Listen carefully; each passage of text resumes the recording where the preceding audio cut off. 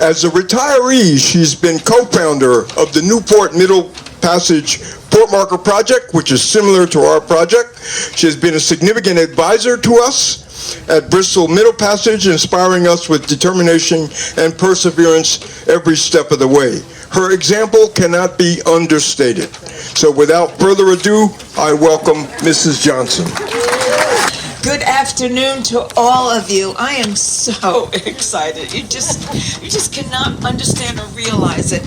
And I am bringing greetings from the Newport Middle Passage Port Markers. And congratulations. Congratulations to the Bristol Middle Passage. Congratulations to Bristol, the city of Bristol. And I give you credit and honors to this entire community. Congratulations, Bristol Middle Passage Port Marker Project. Now, that's short for me. And that's short for me because I received a statement that Ann Chin wanted me to read to all of you today. And Ann Chin is the founder of 90 Sites along with an organization called UNESCO. UNESCO, Site of Memory. And she's in charge of all of the sites with Middle Passage. Now you say, UNESCO, what is that? UNESCO is the United Nations Educational, Scientific, and Cultural Organization. Now, what do they focus on? They focus on international cooperation for peace. They focus on cultural heritage, quality education, and scientific education. And in her statement, Anne gives me some information in relationship to UNESCO. And Newport, Warren, and Bristol are all sites now of UNESCO. We have been recognized.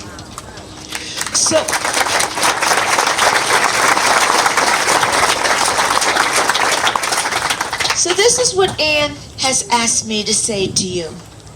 The Middle Passage Ceremonies and Port Markers Project commends the city of Bristol and its Middle Passage Committee for the installation of this memorial, the enslaved people, both African and indigenous, who created the wealth and stability that we see today. Our association with Bristol began in 2013 as a side trip from Providence, where we received our first grants to recognize and research the United States Middle Passage history. The journey with Bristol has been long, a bit bumpy, but ultimately successful.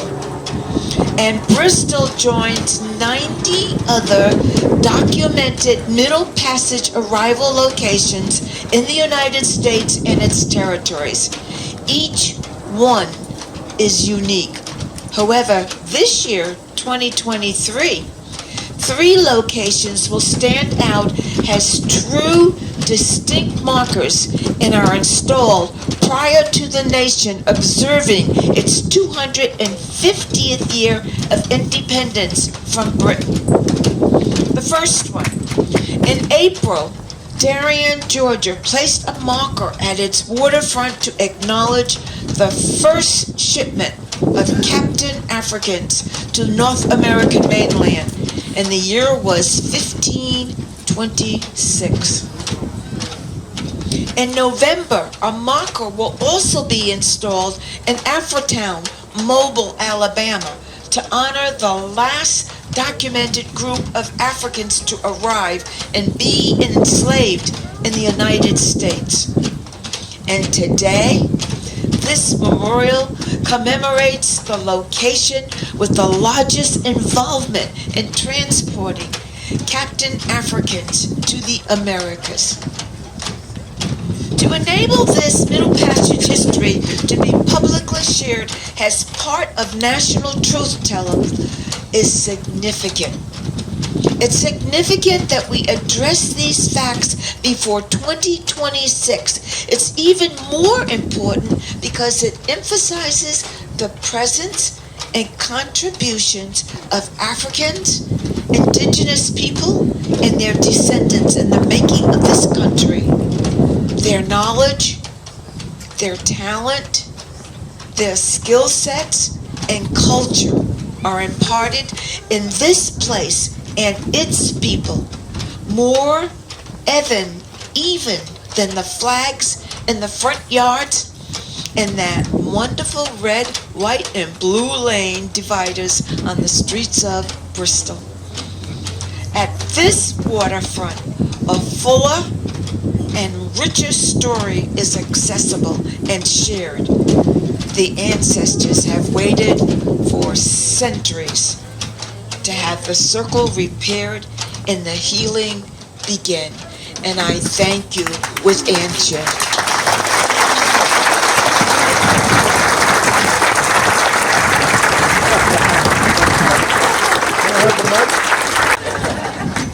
Thank you very much, Mrs. Johnson. Now, a little history, just a little bit before we introduce our next two speakers. They're coming up to the podium. James DeWolf of Rhode Island, who lived from 1764 to 1837, was a United States Senator and a wealthy merchant who at the time of his death was reported to be the second richest person in the United States.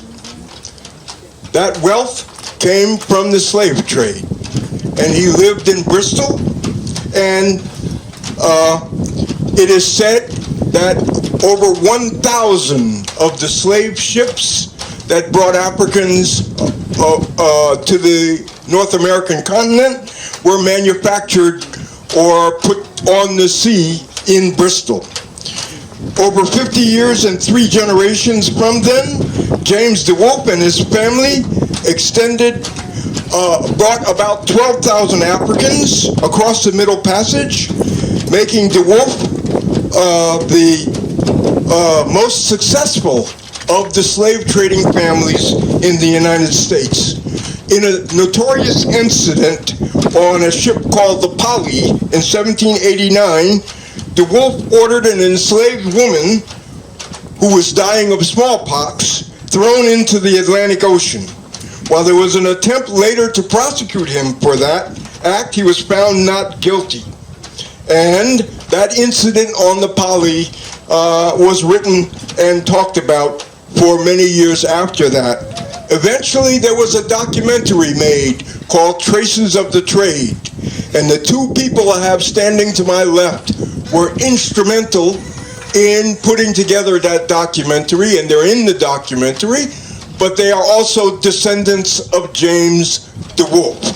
So we are very honored that they've been advisors to our board, and we're very honored to have them here to say a few words to you. And I'll start with, who wants to go first? Elizabeth? Okay. Elizabeth Sturgis Lorena, and then after that, Holly Fulton. Elizabeth, here is the mic.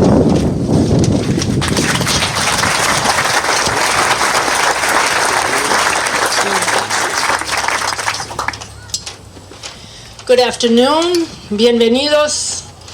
First, thank you to Ann Chin and Ann Cobbs, founders of the Middle Passage Ceremonies and Port Markers Project, for standing by me and us for 12 years. Abigail, John, Mark Anthony, Wallace, Rosalind, Philemon. These are my DeWolf family ancestors, but it is because of all the ancestors and the awesome work of this board under Professor Bernard Freeman's skillful leadership and our supporters from the beginning that I am here today. I have so much gratitude. Today is a dream come true. I went to Bristol Public Schools, worked here in Bristol, and was born here like my grandmother Rosalind. She would tell me stories about our ancestors, but I thought they were boring. So when she gave us all a book that mentioned enslavement in the family, I didn't read it. Thank God my cousin Katrina Brown, who is here today, did, and called me in 1997 to tell me that our DeWolf family enslaved more Africans than any other family in U.S. history. She invited me then to participate in the film Traces of the Trade. All those years in Bristol, and I never heard this anywhere. This being the Ma'afa, Great Calamity, the African Holocaust. Ma'afa is a word in Akan, the main indigenous Ghanaian language, that literally means the cry of women. The bishop, Johnny Ray Youngblood, founder of a now national movement of Ma'afa commemorations, who understands deeply the healing power of the arts, explained this to me years ago. I want to thank you, Bishop, because for all these years, especially when discussing racism was not yet popular among white folks, your support sustained and guided me to stand here today. In the winter of 1990, when I worked cleaning Linden Place, after the last of the DeWolfs had left, I found an old print in a closet of a tropical place. That is when I started to wonder, what happened here? But it wasn't until a few years ago, when I read Wendy Warren's book, New England Bound, that I learned about the huge numbers of indigenous people also enslaved here in so-called New England. In the beginning, I tried to tell myself that my family just did business. They didn't crack the whips. That didn't work. Then, like today, the elite in boardrooms negotiating deals that destroy lives are as violent as the working folk doing the dirty work in the fields with the bullwhips. So, finally,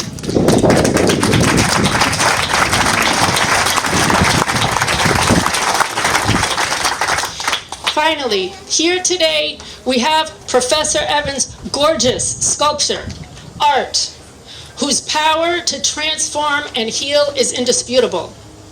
Telling the truth is the first step towards repair and justice. I thank you for letting me speak today.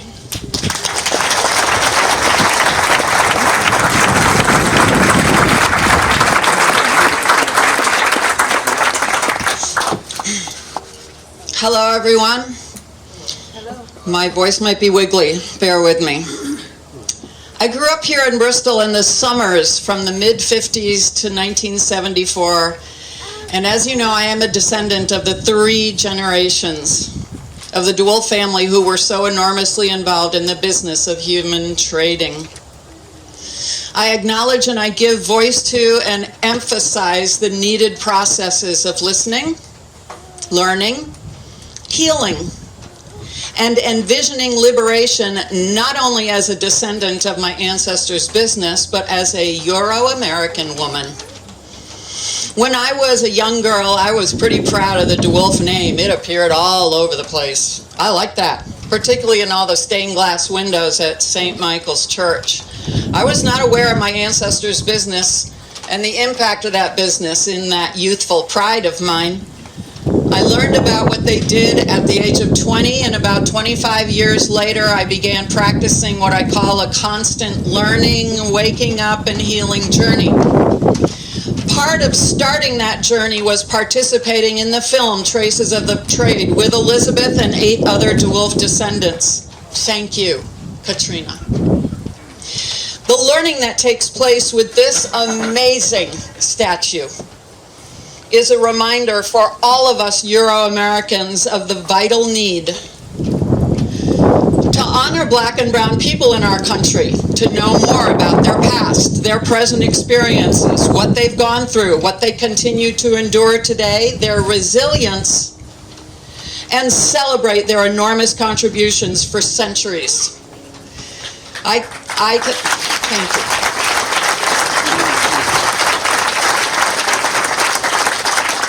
continue to really wonder why we Euro-Americans still do not listen, learn, and work on healing to the degree I think we should concerning this history. Why don't we examine tough questions like what should apology and reparations look like? Despite what Bernard said, I am going to make an apology right now. I am so very sorry that 3 generations of my ancestors did what they did to so many people, no matter how long ago. The impact is felt today by so many.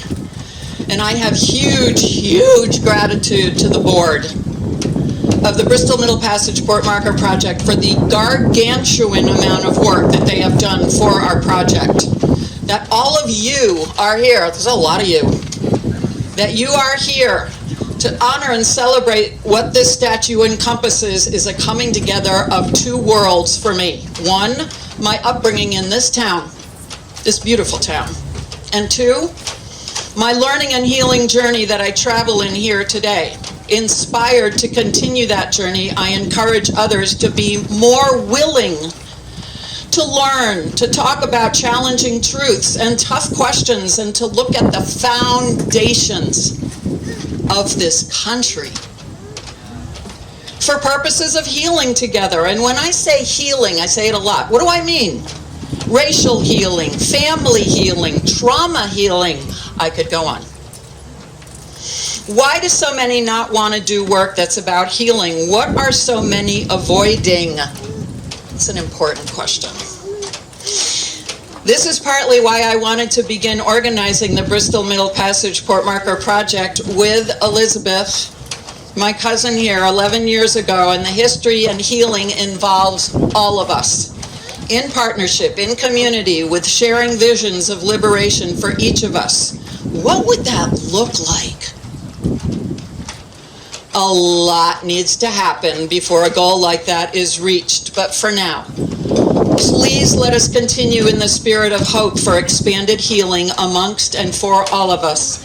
And James Baldwin's words are really good right now, and boy, have I learned from him. Quote, "The greatest force of history comes from the fact that we carry it within us. We're unconsciously controlled by it, and history is literally present in all that we do." Thank you for coming today.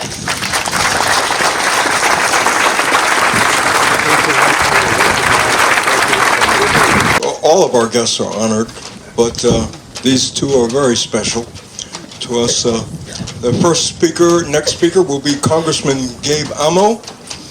He likes to make noise, and fortunately for us here in Rhode Island, he's making a lot of noise on our behalf in Washington, D.C., standing up for environment, science, and human rights. He is a freshman congressman, working like the veteran of public service that he really is from his time here working with state government. Congressman Amo graduated from Moses Brown School in Providence. He later received a bachelor's degree in political science from Wheaton College, and he had a Marshall Scholarship to study at the University of Oxford in England. He is a native of Pawtucket. I've learned how to say that here. You say it, Pawtucket. And he's the son of 2 parents from West Africa. The son of immigrants. His mother originally was from Liberia, and his father came from Ghana. He understands what it's like to grow up in a working class family, and his personal story is about hard work, resilience, grit, and determination. He will give one of our keynote speeches, and then he will introduce Senator Reid at the end of his talk. And so without further ado, I call Congressman Gabe Amo to the stand, to the podium.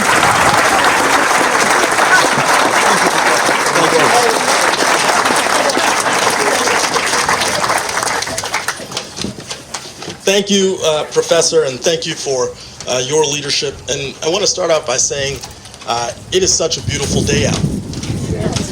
And sometimes it is the most painful things that inspire us to see the beauty. And we are brought here through great amounts of pain. Pain from the indigenous people who are on this land, pain from people who crossed the Atlantic against their will, pain from the descendants of those who carry on the burden of that legacy. But that pain inspires great beauty, and I want to say thank you to all of the leaders of this project. I've known about this project the entirety of my 22 months in the United States House of Representatives, and every single time I get to think about it and dig deep on it, I am impressed and inspired by the courage of so many, because this is a very easy project to say, well, you know, history is something that someone else can deal with. But it is far more courageous to engage, far more courageous to be proximate. And to the leaders on this board of directors, I say thank you. To all of the local elected officials who have to win over neighbors and speak boldly about the importance of this being right here, I say thank you. And so we are at a point where we celebrate so many things about this great state. We celebrate our trailblazing history promoting religious freedom. But at the same time, when you think about a concept like freedom, something that is aspirational, and you see it in our state's motto, hope. We know that hope is all that some had in moments and a lifetime of despair and enslavement, despair and displacement. But hope is all they had. And we all know the facts here, that Rhode Island ships transported more than 60% of enslaved Africans to the West Indies, Cuba, and the American South. And I think about just a few days ago, Senator Reid and I were in West Africa. We were in Liberia and Ghana.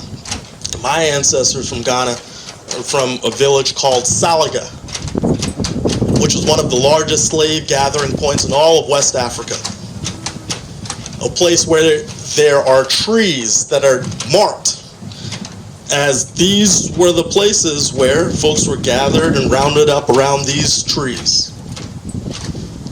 And I think about the legacy of the people who went on to found a country like Liberia, formerly enslaved people who went to bring the concept, that aspirational hope and optimism that they took from this land. And so the horrors of the enslavement of African and indigenous people, without a doubt, shaped the economic prosperity for the white residents of port towns like Bristol, like Newport.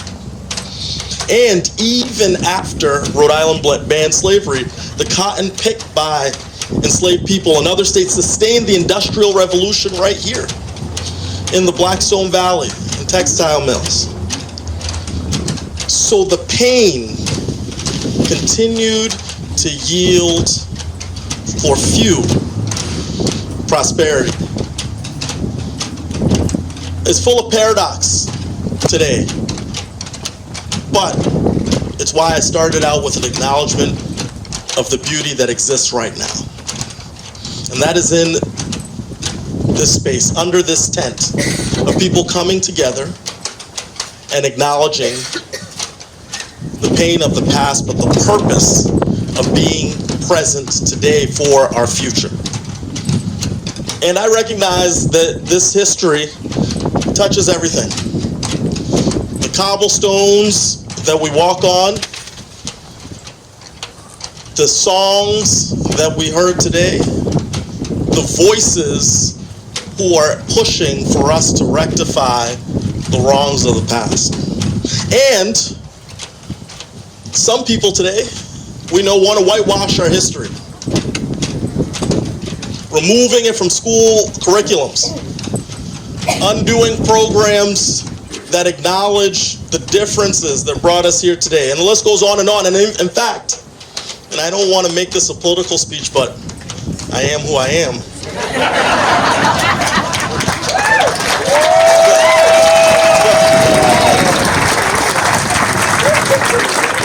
The President of these United States, who lives in a house built by slaves, wants to remove references to history in the Smithsonian. You know, he said something to the effect of slavery wasn't all bad. And so that is why, out of so much pain, today's beauty is worth acknowledging. Because we have to keep fighting. And we are countering in this moment, through the work of great public art, a great public effort, we are countering that right here in Rhode Island. Standing tall on that mountaintop to say, we know where we've come from, and that has to shape where we are going.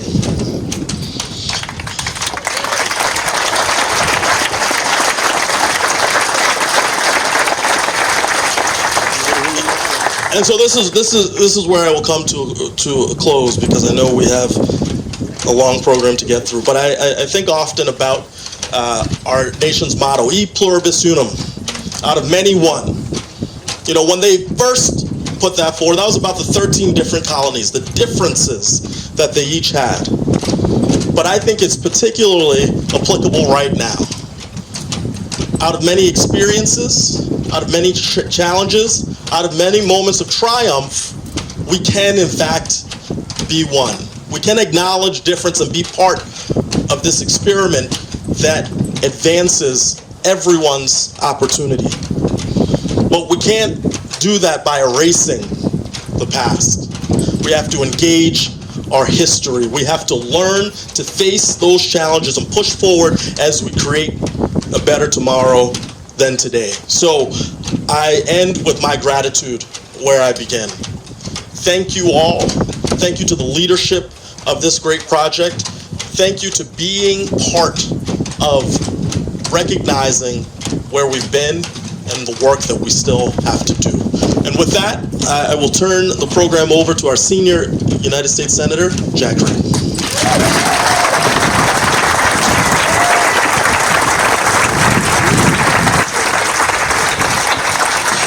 Thank you very much, Gabe. One of the first lessons that one must learn in the political life is never follow Gabe Amo to the microphone. Good afternoon. This is an honor and a privilege to join you. I want to thank the Board of Directors of the Bristol Middle Passage Port Marker Project for your extraordinary work, and all the people here in Bristol and elsewhere that took part in this moment, which recognizes the suffering and the sacrifice of so many African Americans and so many indigenous Americans. Without that recognition, we tend to forget our past. And to forget history is to repeat it, and we cannot do that. I also want to recognize Spencer Evans for his great art.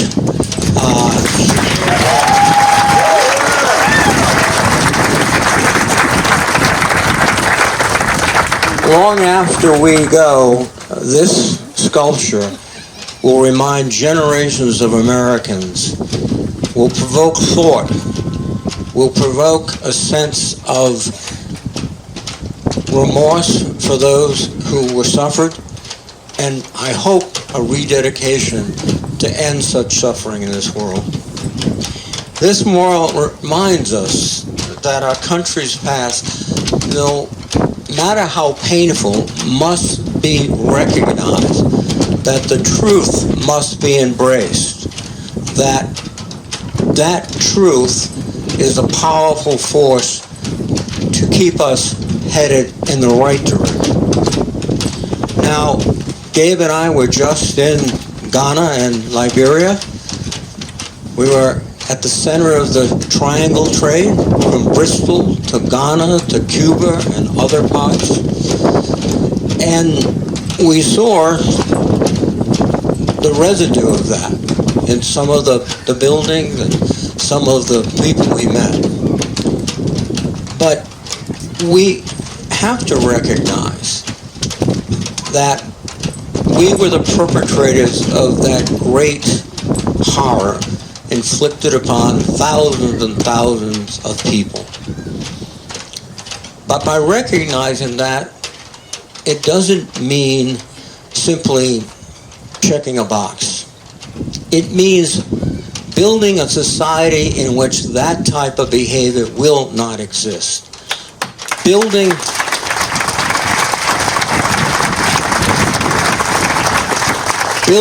a society that provides opportunity, not servitude, to all of its citizens.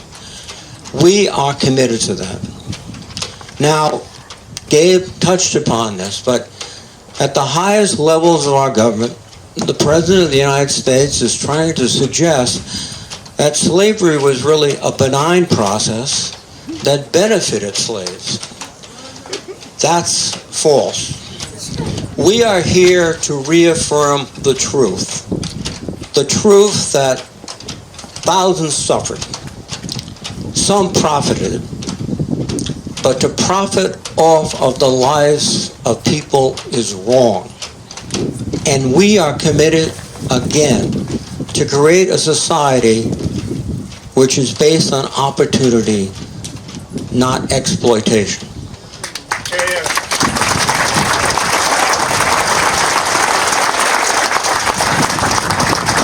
We are all here today to reaffirm the truth, because we know the truth shall keep thee free.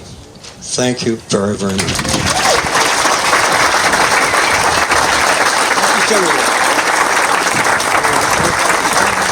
Thank you very much, Senator and Congressman Gabe Amley. Next, I am going to introduce a member of our board who was kind of our secret weapon.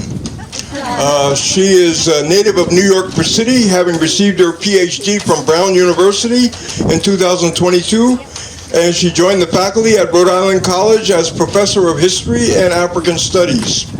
Her research interests include Africa and the Black Atlantic, African American history, and the enslavement in particular of African girls in the British Atlantic between the 16th and 18th century. Sherry Cummings is a historian and has just animated our board beyond anything I can say. She is the author of a book that's for sale that you will get have a chance to look at the end of our program, called Forgotten Legacies: Slavery and Remembrance in Bristol, Rhode Island. So without further ado, I'm proud to welcome our esteemed colleague, Dr. Sherry Cummings, who will introduce our next speaker. Dr. Cummings. Thank you so much. Wow, this view from up here is amazing. I want everyone to just take a second and turn around and look at all these people here. Thank you for coming out and supporting us. We really appreciate it. So, I'm going to keep this brief because I'm afraid of this hammer that is reminding me of my time. So, there is an African proverb that says, if you want to go fast, go alone. But if you want to go far, go together. In other words, there is a power in community when achieving long-term goals. This marvelous sculptural dedication to the thousands of souls who were victims of the transatlantic slave trade and subsequent bondage in New England, the South, and the Caribbean is a testimony to that community work. From Spencer's gifted hands, the diligence of our board members, the camaraderie with fellow organizations, and to the faith of our donors, we came together to make it happen. But the work of memory, truth-telling, and justice does not stop here. We, our community, must be unwavering, especially at a time when forces would rather see the history of Black and brown people in this country erased. It's not an easy task, but it's one that our next guest graciously takes on. He is a writer, scholar, curator, distinguished professor, and the director of the Ruth J. Simmons Center for the Study of Slavery and Justice at Brown University. He is that voice in my head, because he was my mentor. And so, he fills in the gaps for my own work and the challenges that I think about when I ask those tough questions when looking at history. And so, against the tide, and I often go against the tide of popular culture and historical erasure. So, as a community, to go far, we must be able and ready to confront those hard questions. And here to discuss the significance of this and what it means for our community today, please help me welcome Dr. Anthony Bogues.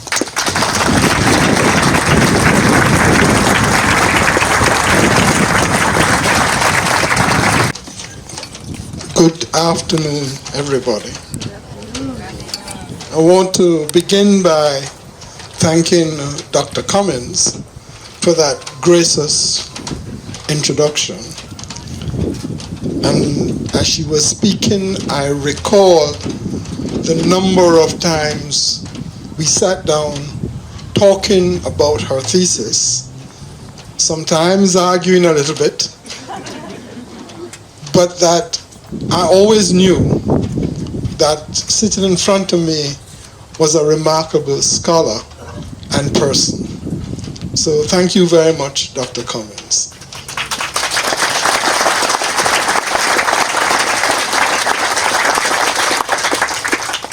I also want to thank all the board members of this project for inviting me to speak here today, and to thank Stephen and his other friends who came to see me at Brown University in my office just to speak about this project and to ask whether or not I would speak today.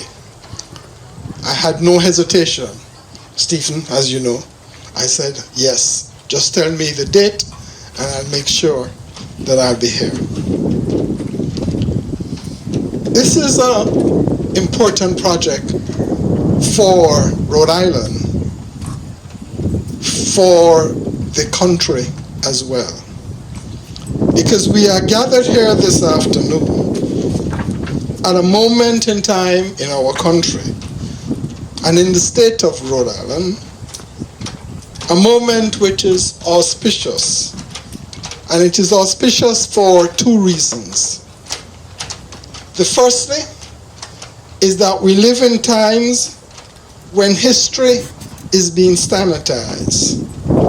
We live in times in which the historical truths that we once knew or thought we knew are now being eroded before us. We live in times when there are people who want to erase history in a way that recreate a different narrative about the foundations of this country. It is not just about the closing of museums, but really it is about presenting to this country different kind of historical knowledge and a different kind of historical narrative that will frame events to come. And we have to be careful about that. Because if you forget that history, if you pay no attention to the foundations of how this country was built, then we might find ourselves making a series of mistakes which our children and our children's children may wonder, what were my parents and grandparents doing? Secondly, this is an auspicious moment because in the midst of these attempts to erase history, to rewrite the foundations of this country, We are here to celebrate. We are here to mark the unveiling of a sculpture, of a monument, in which the indigenous people, the Pocono people, and the African enslaved are joined together. And this is historic in many ways. It is both historic and remarkable because that joining in this monument opens new pathways for us all to see each other. And as it opens new pathways, the monument then becomes a catalyst in which we can begin to write the new histories of New England and indeed the new histories of America. Conventional historical analysis and historical scholarship generally posits that, guess what? That really the peoples who were here, the indigenous people, they disappeared somehow. It also posits that real slavery really began in this country with the African Americans. Not true. It is not true. We have to understand that the foundations of this country began with dispossession of land, began with near genocide of people, not genocide, near genocide of people. And that racial slavery was then layered upon this near genocide and upon this dispossession. And therefore, when people say that the original sin of the United States is racial slavery, they are missing something. There are two original sins of the United States: the near genocide of the indigenous population, as well as the dispossession of the indigenous population, and then of racial slavery. We have to understand that, I think, in trying to understand who we are as a people and where we are as a nation today. In Bristol and in Rhode Island, in Newport and elsewhere, this was an epicenter of that process. This New England was not the city on the hill. This was not the city on the hill. This was the site of a certain kind of settler colonialism, first practiced by the British, and then practiced after that by the North Americans. This was a place in which freedom was not given. This was a place in which questions of liberty walked side by side with questions of domination and dispossession and slavery. You cannot think about American history. You cannot think about questions of liberty in American history without not thinking about the underside of that liberty, underside of that history. There's a man who was the governor, first governor of Rhode Island. His name is Stephen Hopkins. He wrote a very famous pamphlet, one of the most important pamphlets in American history, about the defense of self-determination. He was an owner of slaves. Now, at the end of his life, he decided to release his slaves. But what is interesting to me is that this important pamphlet, this man who signed the Declaration of Independence, writing eloquently about liberty, says that liberty is about the Americans now getting released from King George. And he doesn't talk about the slaves that he owned.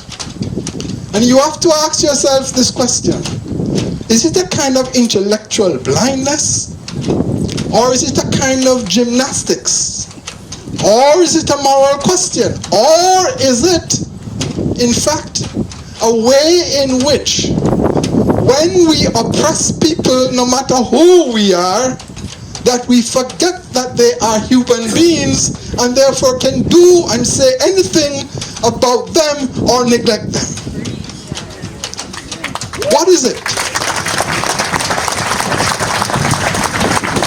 And so, to think about this question, to think about our moment, is to think about not that paradox, not the intellectual gymnastics, but to think about what kind of conditions, what kind of ways, what must go into people's thinking to create certain kind of understandings about other human beings.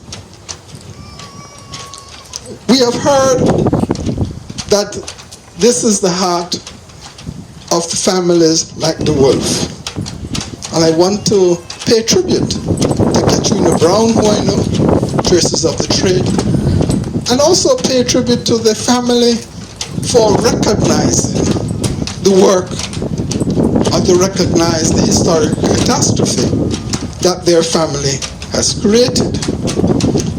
But what I think is also very important to understand is not just that there was racial slavery, but that to also understand that you can't think about racial slavery, and notice the words I'm using.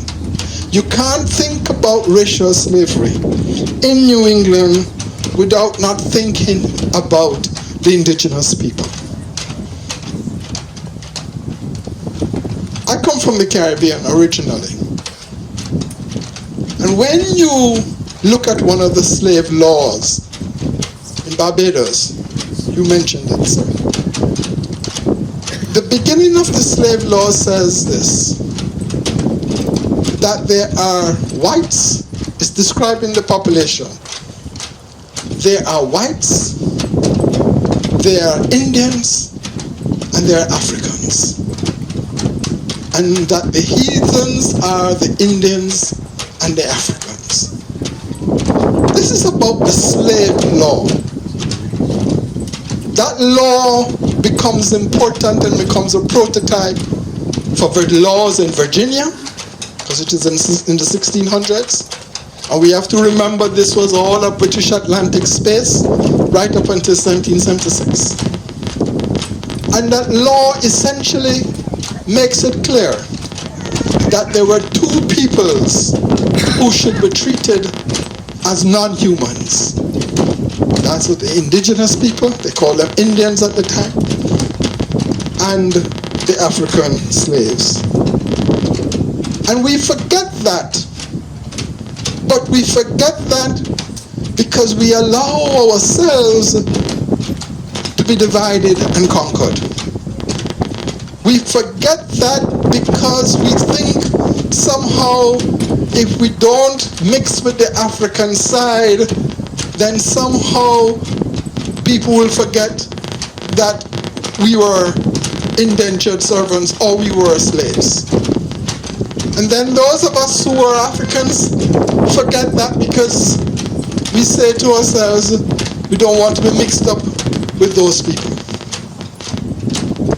I think it is clear, and I want to congratulate Spencer Evans on this, that you cannot talk about slavery, you cannot talk about dispossession, you cannot talk about freedom and liberty without not recognizing the common association between the indigenous population and the African population.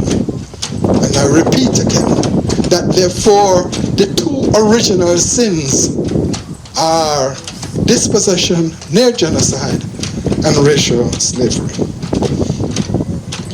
In preparing for these brief remarks, I went online to look at a library that's close to us.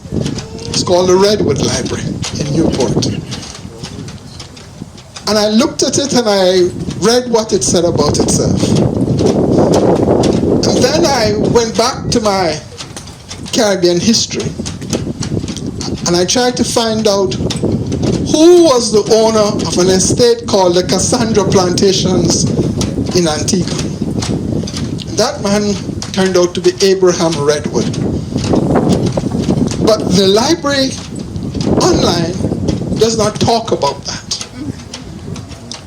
It is a moment of erasure. It is a smooth history about somebody who made a lot of money in the West Indies and then became a major philanthropist and then set up the first Athenaeum and library in these United States. The forgetting and the erasure of history is a dangerous thing. Not that because if we forget it and erase it, we will repeat it. That we might do. But importantly, when you forget it and erase history, you cannot live in peace. The question of peace, the question of liberty, the question of happiness, all these things are related, and James Baldwin made it clear, to the question of history. Because history is not about the past. History is about the present. It's about how that past has shaped this present.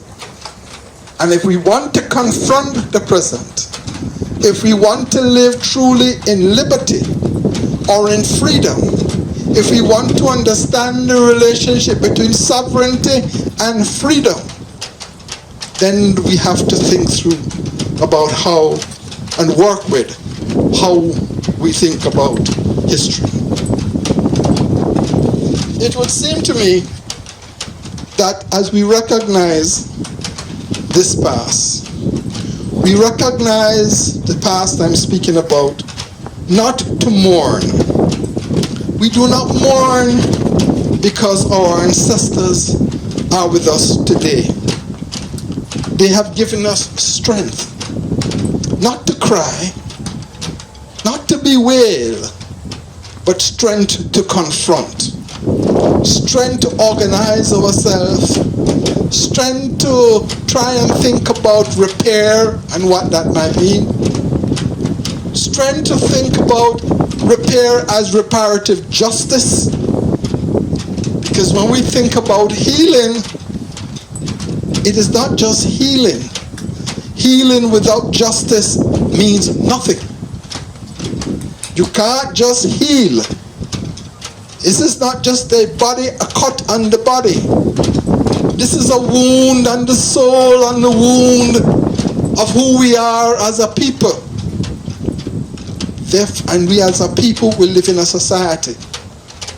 And therefore, if you are going to heal, you have to heal and think about what are the things that we're healing about, not to close over, but to open up new passages that create justice and have new relationships between us as people. And so when we look at this particular monument, and we think about our ancestors, we think about confrontation. I'm not talking about physical confrontation. I'm talking about, we think, confrontation of the truth and what that truth means. And then we are also thinking about this. How are we going to deal with a situation in which there are attempts to erase? I want to end with this. This republic, founded as an experiment, has not lived up to its expectations. It has not lived up to its expectations because of its original sins. But it does not mean that it cannot live up to that expectation. But to live up to that expectation demands us to confront our history, demands us to think about reparative justice, demands of us to make sure that no one, absolutely no one, black, white, brown, Chinese or whatever, will ever be dominated or exploited in this country. And therefore, those who think that somehow we can be great again without by ignoring that history, make a fundamental mistake. Because as sure as the sun follows the night, our ancestors will help us to try and make freedom, and not just a freedom for a few, but a freedom for all. Thank you all very much.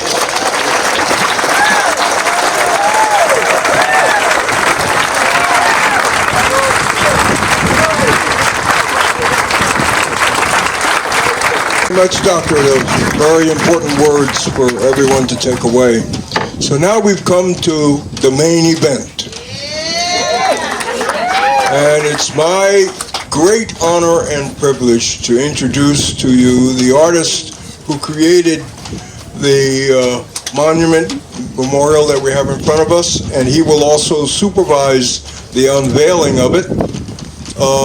Spencer Evans, Professor Spencer Evans, was born in Houston, Texas, and earned his bachelor's in fine arts in drawing and painting from the University of Missouri, and his master's in fine arts, which is a terminal degree. He selected his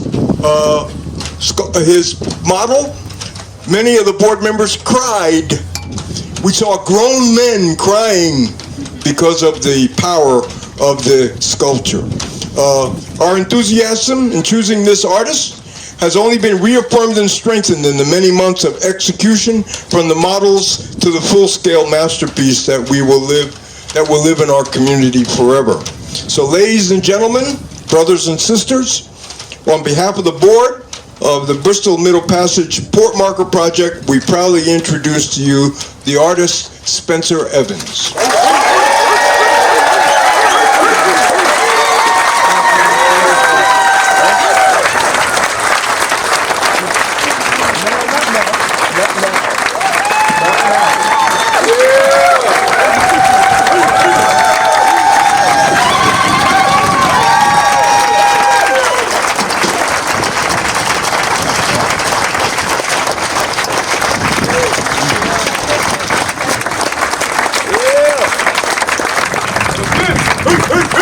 Thank you, Howard. I appreciate that.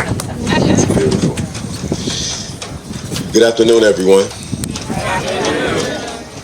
All right, now I come from a culture of call and response, so we're going to have to run that back. All right. Good afternoon, everyone. All right, I like that. All right, my wife Layla and I have been in Rhode Island for 6 years now, but I still have not forgotten my southern roots. So before I start my remarks, I have to give honor and give thanks to a few people.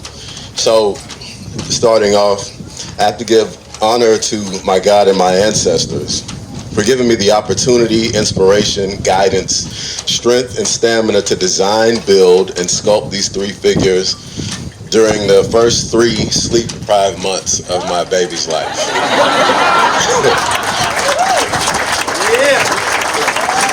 Parents out here know what I'm talking about.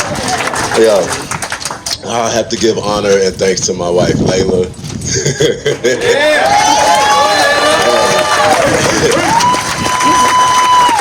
Girl, you inspired me to be better every day, and you selflessly allowed me to split a huge chunk of my time between home and the studio in the first phase of this project, and that really meant a lot to me. And you understand me, and that's everything. You know what I mean? I have to thank my daughter Aziza, right there, for inspiring me to envision a world that I want her to grow up in. And she also inspires me to figure out what is my role and what is my lane, and how can I do what I can to create that world for her. So.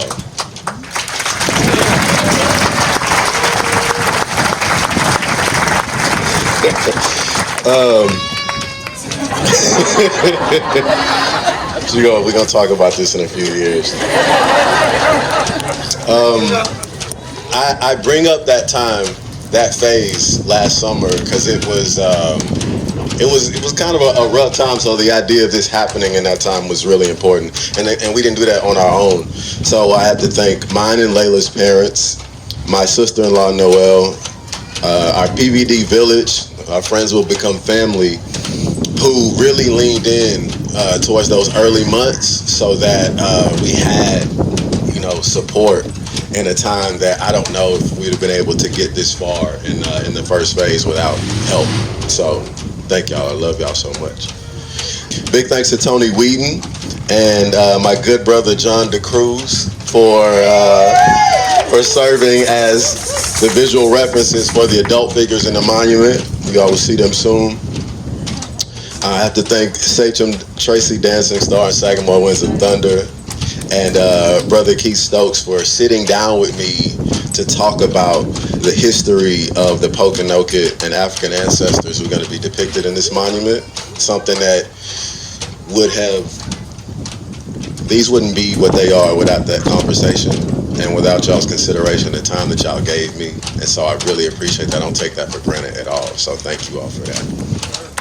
Yes, indeed.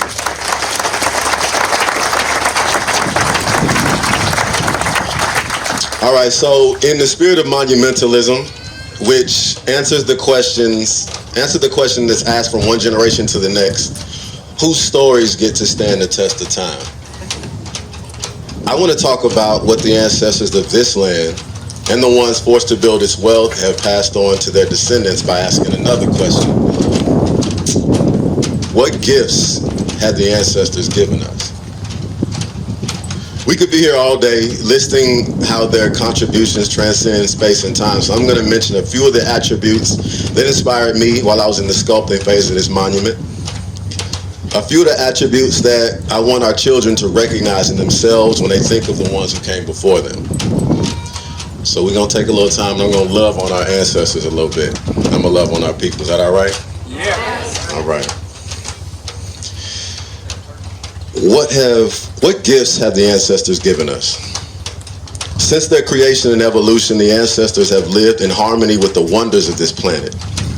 The way light holds hands with the moisture in our skin as it soaks into our melanin, reflecting an oscillating spectrum of hues from our bodies is evidence that they were loved by the sun, moon, and the stars. The ancestors communicated with the earth, rivers, and ocean, forming relationships with every living thing around them and their habits throughout the seasons.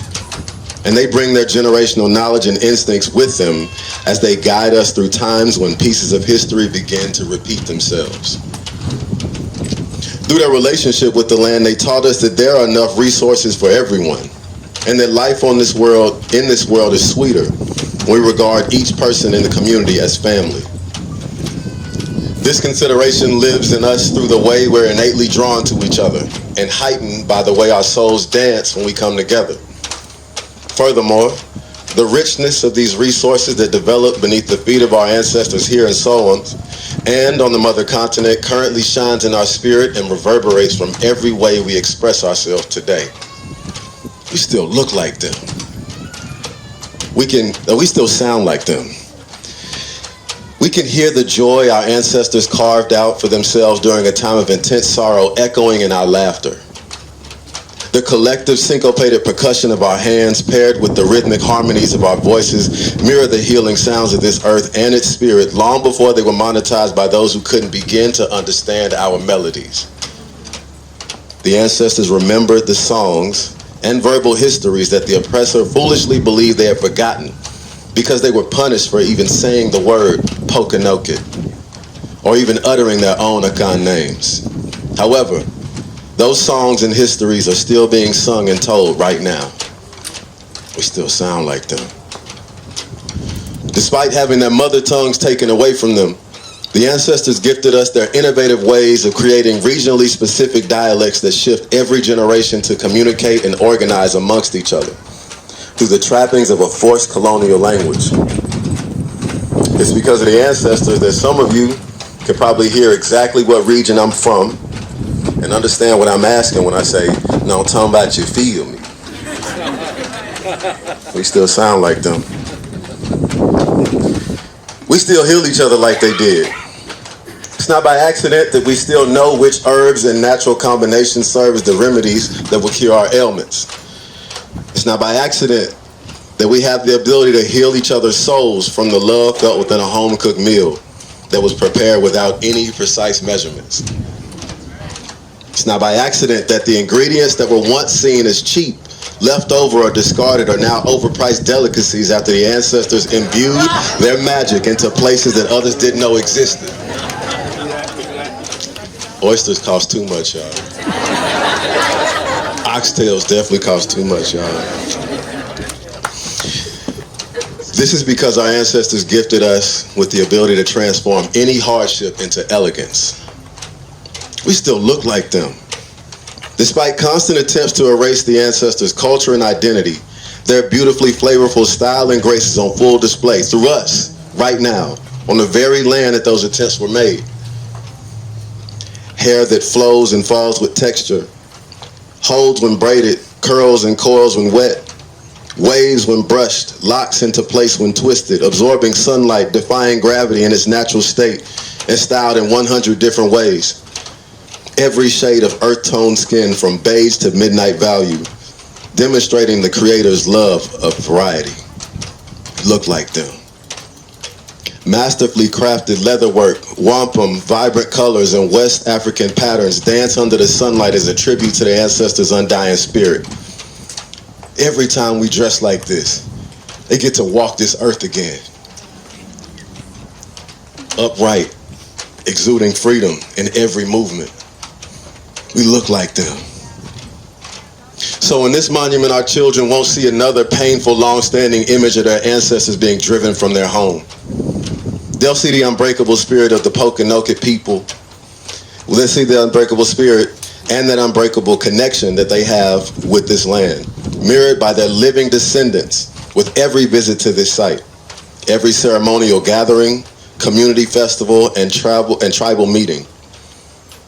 They will see that every effort to erase these people has failed gloriously because the name Pokanoket rings loudly on this land today.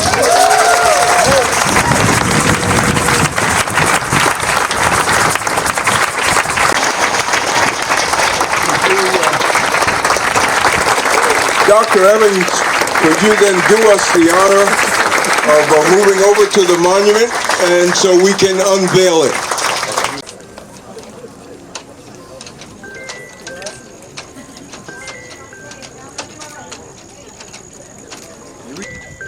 One, two, three, let's take it off.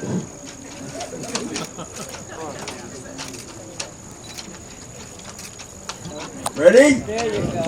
1, 2, 3, unveil, please.